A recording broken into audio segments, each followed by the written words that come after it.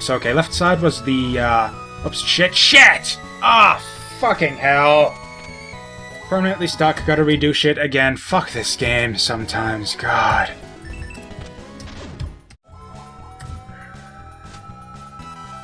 Okay, and we're back in around the general vicinity of where I was before. So there was another thing, I don't think I got it. I was complaining about the jumping controls in this game during my little... Or at least, I don't know if I did it on camera or not, but basically, during a lot of my little off-camera failure sessions against Tiamat, I did a lot of complaining about the jumping controls in this game. And so I've mentioned previously in this playthrough that I didn't mind the jumping controls, just because, yeah, games like the old Castlevania games kind of do it in the same style. Ghouls and Ghosts also. You know, the kind of,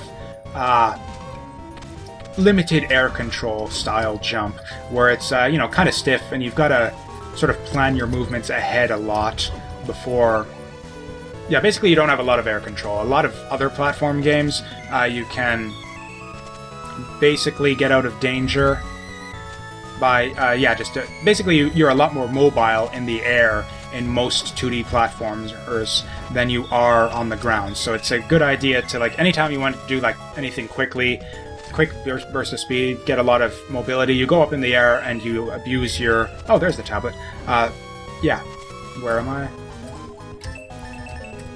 Feet of the Twins, right where I thought. Awesome. And actually, yeah, if you look at them on their sides, like from the side, it could be like a little, I don't know, it could be like the feet. If the labyrinths are like two little, I don't know, hopper dudes from Super Metroid or something, and those are the legs, and they're like standing sideways on each other, I don't know. It could be a foot. And so what does it have to say? So anyways, yeah, so it's like, in general, I don't innately despise, like, that style of jumping in video games, where you just have no air control whatsoever. It's kind of it's a different style. And as long as the game is designed around that style, then it's fine. Castlevania games never really threw anything at you where you just thought, oh, the jumping controls are not suited to this. Or Castlevania, that happens sometimes, but not too often. Ghouls and Ghosts was especially good about that. Those games were perfectly designed around the type of jumping controls that game had. La-Mulana, that is mostly the case, but sometimes it isn't. And in the places where it isn't, it's really fucking aggravating. Yeah. Which is, yeah, that's the main problem I have. Like, yeah, stuff like certain bosses, especially that last one, Tiamat, hugely aggravating because of the stiff jumping controls. And especially when you have, like, stuff like those random moving enemies, where it's just, you need that extra agility, that air control, in order to be able to deal with those effectively. When you've got enemies just flying around very quickly, randomly, all over the place. Okay, so... I don't know, do I just try everywhere in this area also? I don't know. But yeah, stuff like that, and also, yeah, stuff like the random obstacles in some areas where you just, yeah, you fall into a pit and get stuck forever, and you've got to teleport out and redo a bunch of shit. That kind of stuff also gets annoying. And again, it wouldn't be that much of a problem if the game didn't punish you so heavily at times for missing your jumps.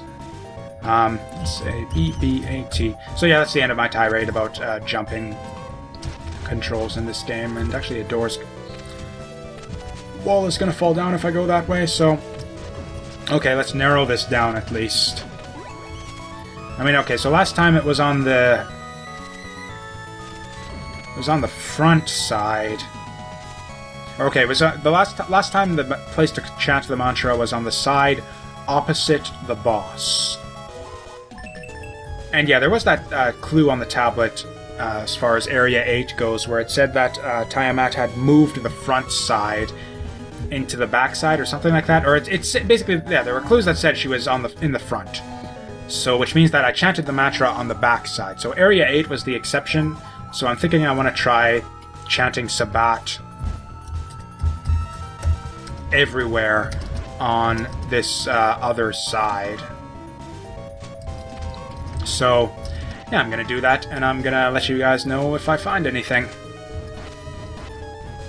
Oh, and incidentally, the Right, where was the compass for this area? Okay, it looks like there's just one. That's interesting, but it doesn't help me at all because I don't know what the significance of the glowing crosses is whatsoever. Maybe I'll find another one, and then that'll be something interesting.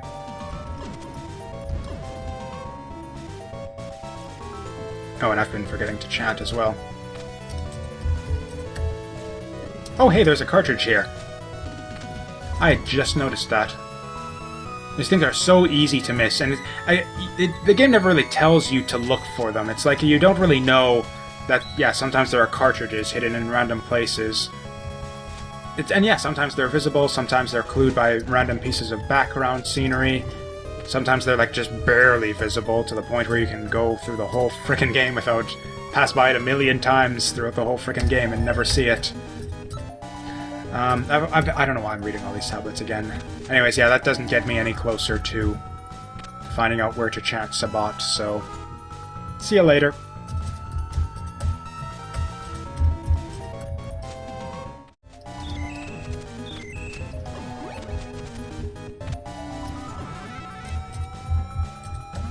Oh, there it is. Why? So there it is, now why it is. I don't get it. What is... Oh, by the way, the compass for the other side of this area, which I completely forgot about. I didn't see it just recently, but I remember now. It is, in the... It's on one of the hidden screens on the map. But one of the screens that doesn't show up. It's in the center. Basically, yeah, the backside equivalent of where the boss was, which is, interesting. You know what? There's a bit... I just realized... I'm looking at kind of a pattern here. There's a little bit of symmetry going on as to... so if you look... You've got the compass... Or, sorry, the red cross on the front side, on the top left, and then in relation to the boss chamber, you go right 3, down 2. And then that... Or, no, right 2, down 2. And then there's... I wish I could point this... Like, I could use my mouse cursor to point this out to you, but if... Yeah. Basically, the boss chamber on the left side is on the... Sort of the left... The blank space on the left side of that cross in the center there. The... You know, that... Yeah, the left side of the cross in the center, the... In between... The 2 on the top and the 2 on the bottom. So... Or more simply, relative to the red square... 2 spaces over to the right, 2 spaces down. And so yeah, the cross on the other side is where the boss chamber is in the same place, like in that black square on the other side, on the right side of the cross, go 2 over, 2 down, and that's where I am. I just noticed, like, it's a little bit of symmetry. It's like you can see, oh, it's... Yeah, you can draw like kind of a straight line from the red square to the boss chamber, and then from the sort of invisible red square to where the mantra was. So that would actually make a lot of... That would make... Everything would make sense if that were the case. So let's check that with what we know about Area 8. Because yeah, it was... Like, that was sort of what I was thinking. It's like either something to do with the crosses or something to do with the boss chambers, or both. Like, I've been sort of racking my brain for a little while, trying to think of some way to connect, like, the boss chambers to the crosses, and that would actually make perfect sense. And because yeah, if you read the clue, yeah, it says that the red glowing crosses connect the front and the back, so it like kind of shows you. Because, yeah, it's the front and the back side, so it's like sort of the point where the 2 overlap, basically. So, yeah, the red cross here. Okay, and the boss chamber was, I don't remember. I think it was just up 2. I don't know, I don't know. I feel like I'm kind of stretching it here. Oh, that thing is shining now. Oh. Okay, that's an even stronger connection to the boss chambers. I think that's it. So, okay, I think the idea here is you want to chant the mantras on sort of... Yeah, you want to chant the mantras basically sort of behind the boss chamber, so you have to sort of figure out the point where they kind of overlap. You sort of, it's kind of hard to explain. You basically have to think of this as sort of like a, if you've ever played Valkyrie Profile, the way that game worked is you had kind of a Z-axis as far as the way that the different 2D planes were connected to each other. So it's yeah, you've got so it's like you've got this map, you'd have one map here sort of in front, and then you'd have doors connecting you to like different back sides, and you'd have like sort of different planes to work on. It's like, yeah, kind of 3D. You'd have a Z-axis in addition to your X and Y as far as the mapping goes in that game. And I think the same thing's going on here. So, yeah, basically this is the front, this is where the boss was located. I need to figure out where the front side is in relation to that. So, okay, this one is up 3, right 1. And I can't teleport out of here because this area is stupid. Because, yeah, basically, yeah, if the crosses are positioned such that the crosses on the front side are directly in front of the ones on the back side, like, yeah, if like the clue says, the areas are connected at that point. Okay, so it was, what was it? Up 3, right 1. And up 3, right 1, so it should be to my right here, which is where I believe it was. This is kind of insane, and I don't know if this is a good puzzle, but I think it's cool that I solved it, and it was kind of fun to... Again, I sort of had that fun of racking my brain and trying to figure out all the possible things that it could mean, but the only way I was able to figure this out was by finding those first 2 mantras, just by complete random happenstance, and yeah, yes indeed, that does seem to be the case. So yeah, if I were to like somehow like just like break through this wall here over to the back side, I would be in the boss chamber right now.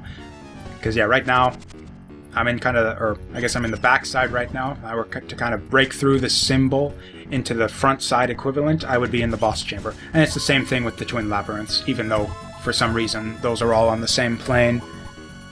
Yeah, kind of absurdly complicated, and again, on its own, just based on the clues alone, I don't think that there's a reasonable way to figure that out on your own. You basically have to go through chanting your mantras on every single screen to sort of get a starting point, and then work your way backwards to try and figure it out. Or you could just, you know, go through every screen in the game and try chanting mantras that way. So the third mantra is a green beast, and that's probably what I would have done if I hadn't been so obsessed about trying to figure things out. I spent a lot, or if it wasn't clear, I spent a lot of time going through the fucking Twin Labyrinth off camera. Yeah, a lot of stuff. A lot of failed mantra chantings all over the place there. So I've had some time to think about this. Third mantra is a green beast. So that was... Oh, I forget how to get back. Oh, right, it was Area 6. Okay. Holy shit, we're like getting close. I'm chanting the mantras. This is the last... This is actually going to be a lot of... Whoops. Oh, no, not Area... Fuck, not Area 8. Area 7. Actually, no, it's not even Area 7. It's Area 6, you dumbass. The thing is... Like, this is kind... I don't know. Yeah, I'm gonna go out and say this is kind of a stupid puzzle, but it was kind of fun to solve anyways. Just because of how ridiculously complicated it is. But with that being said... okay, so green beasts, we want to go to Area 6. Backside, move to the front side. Yeah, I don't know. That was... Yeah, this puzzle is really stupid. And dumb and obtuse and poorly clued, and there's no way to figure it out without Ran. And again, the thing with chanting the mantras is also bullshit. Like, I don't know what made me think of that. I must have read that at some point along the way and just forgotten about it.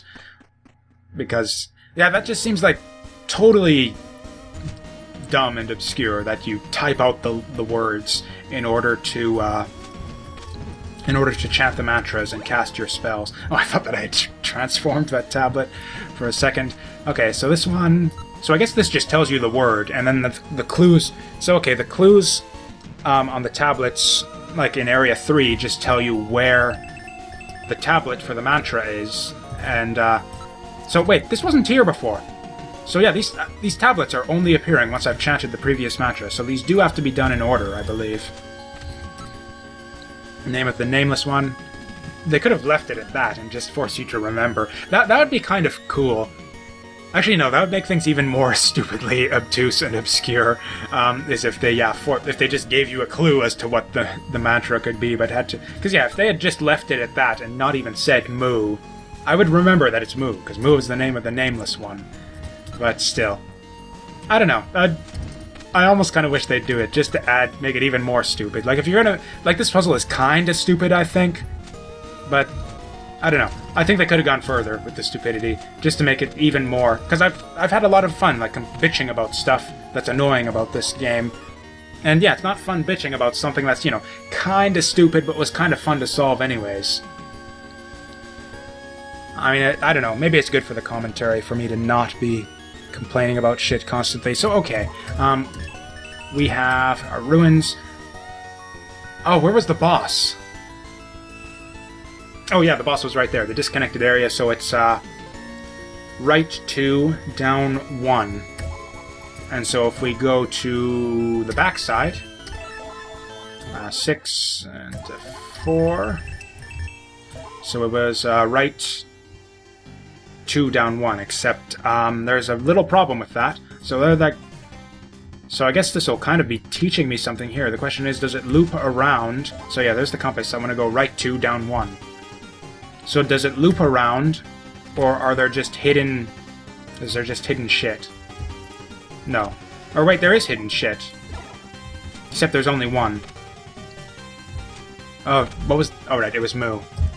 Or at least Moo isn't that onerous to type out, so I guess I could just type Moo on every screen along the way, just in case I'm somehow wrong about this relation to the crosses thing. But, in fact, yeah, let's just do that. Or, wait, it could be here, actually. Right to... Or, wait, no, it couldn't. Wait, right to... So it would be there. Right there, that square I'm pointing at with my finger right now. You guys see it? That one, right there, underneath my finger.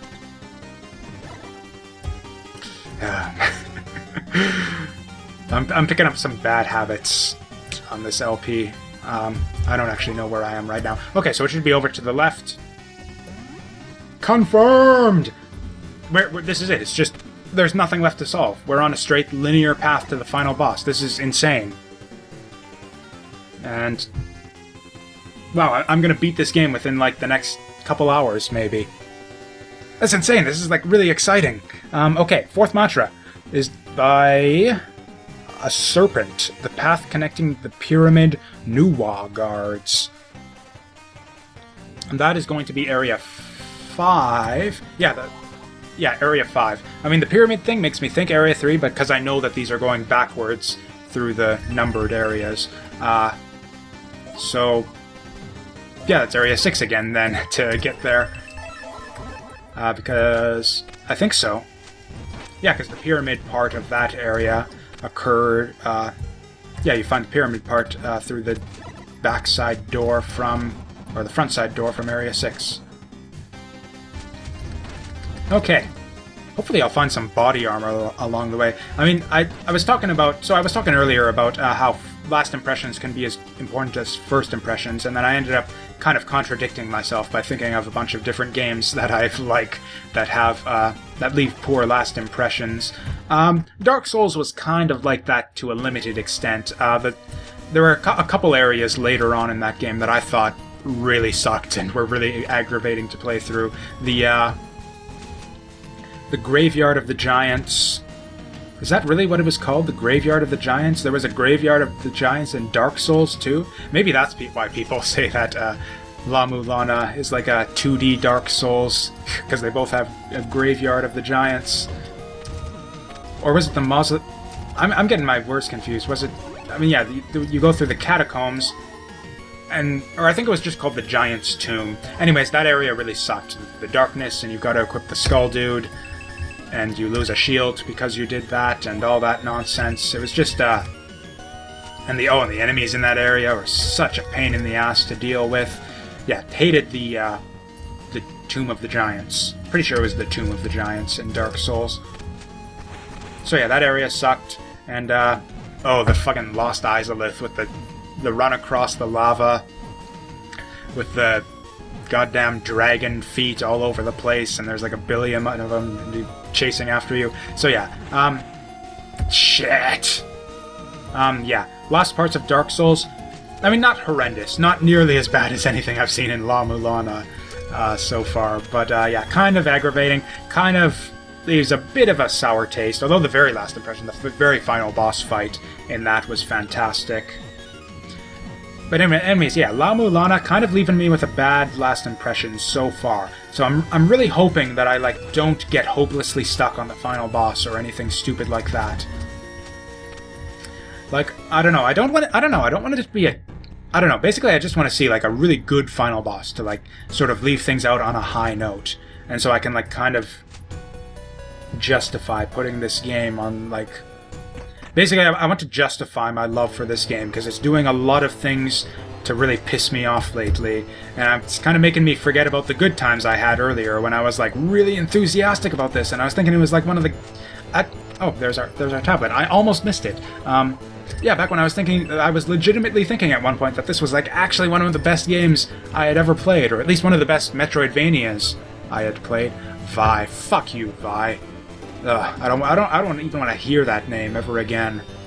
Fucking drooping eyelid.